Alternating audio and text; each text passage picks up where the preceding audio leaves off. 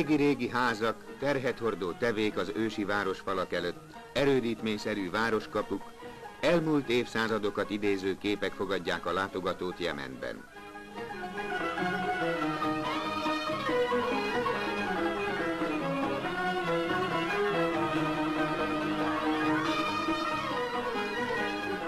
A női fátyol nem csak az arcot, a fejet is elrejti, de ő már talán sosem takarja el csillogó szemeit.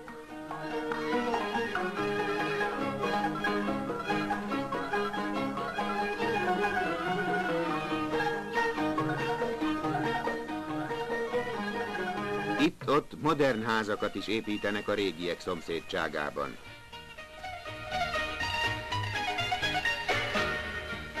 A 2 éve szabad életét formáló Jemen fővárosában most létesült ez az iskola.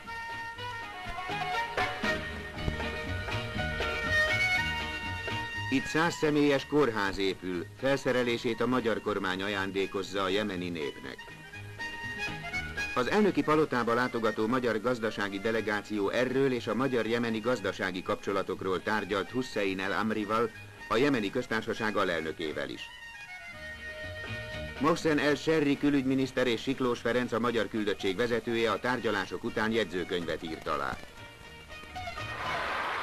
A forradalom második évfordulóján Szalal Marsal, a Jemeni Köztársaság elnöke, Szanában, a fővárosban szemlét tartott felfegyverzett törzsi harcosok és a modern fegyverekkel felszerelt egységek felett.